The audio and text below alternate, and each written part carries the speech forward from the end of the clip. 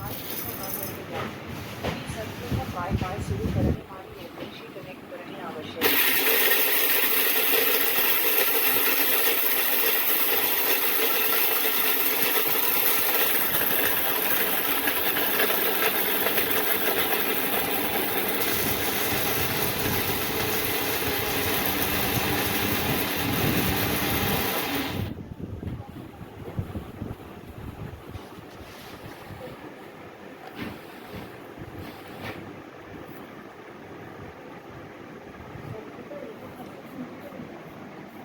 Customer मतलब brand कौन सा है?